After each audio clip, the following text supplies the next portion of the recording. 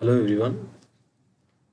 Today I am going to explain you the structure of class 11th NCERT syllabus of physics.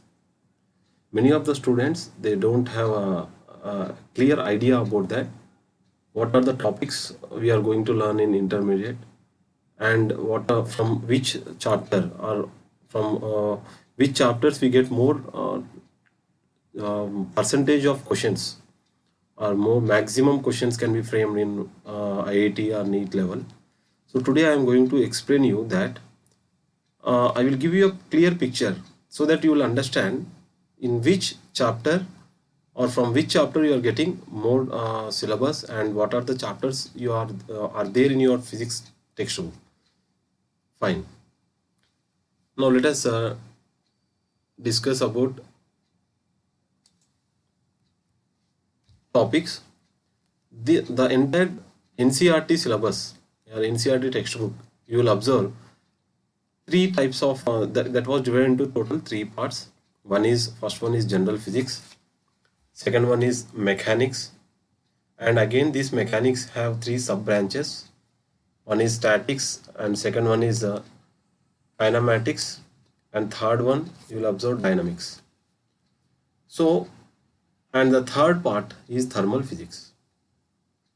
Let us see what is general physics and what chapters will cover in general physics and in mechanics, thermal physics, what is statics, kinematics and dynamics. Now coming to the next one.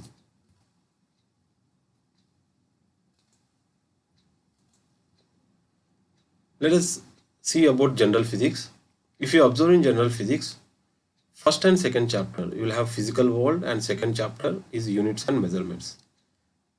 Why these two chapters are included in general physics? Because physical world is nothing but it is an introduction to physics, and units and measurements, in this chapter you learn about units, what are the units, and next dimension of physical quantities, which are actually these dimensions not only it is fixed or will be in units and measurements, but you learn in all the chapters. That's why these units and measurements is also is considered in general physics. Next, measuring certain values like significant figures, next error analysis. So many topics you learn all that in units and measurements.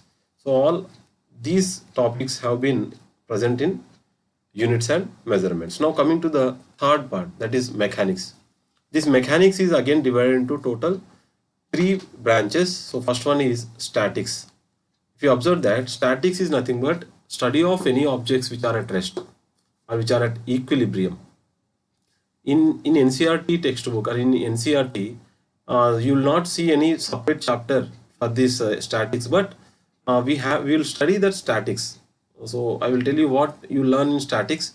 In engineering, suppose if you go to engineering, there you will learn about the construction of bridges, like its load capacity.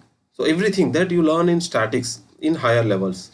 Okay, fine. And suppose here if you observe in this, but you will have some concepts related to statics are also in your textbook.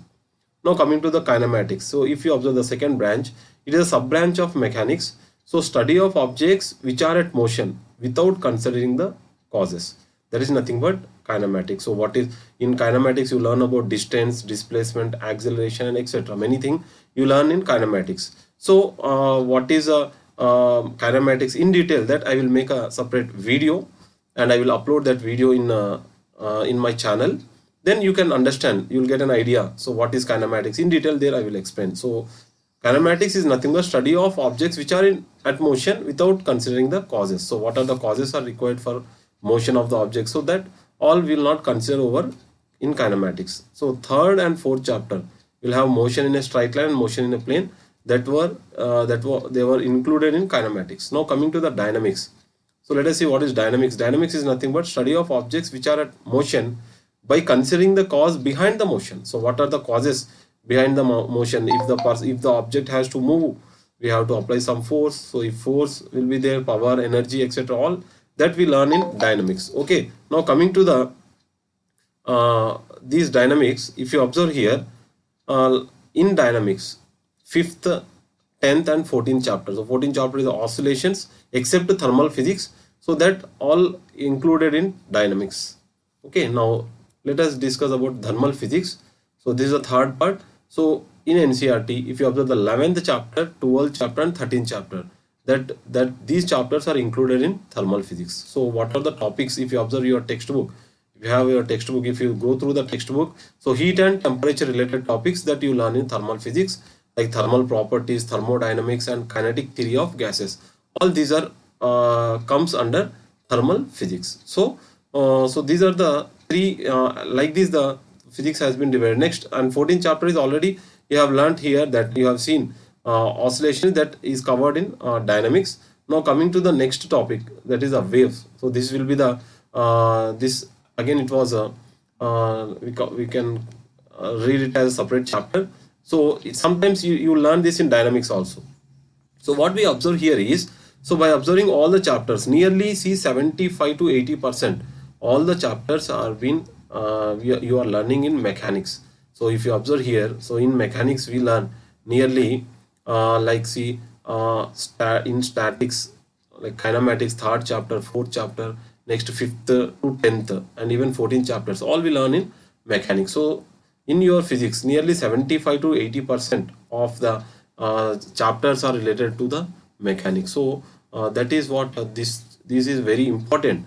So whatever the topics you learn in that mechanics, the sub branches, they are very important, and more syllabus you are learning from those topics also. So you have to put more concentration on that now. Okay, so I hope you have understood how the physics have been divided into three branches. So how we have to learn, and how the NCERT syllabus will be there. Many students, they don't have idea. Just they go to the college and they will purchase the new books and they will start reading from physical world. And so you see the 10th, and whenever you learn whatever you learn in 9th and 10th, that is entirely different in 11th physics, or whenever you come to the intermediate. So the gap, you'll not compare, even you'll not even sing, only few syllable topics are have been you learned in up to school level, but whenever you come to the intermediate level, the syllabus will be very vast. So without knowing all these things, without knowing the chapters, without knowing what how the physics have been divided, that will be become a very problem for everyone. So these are the important points you need to remember. Thank you.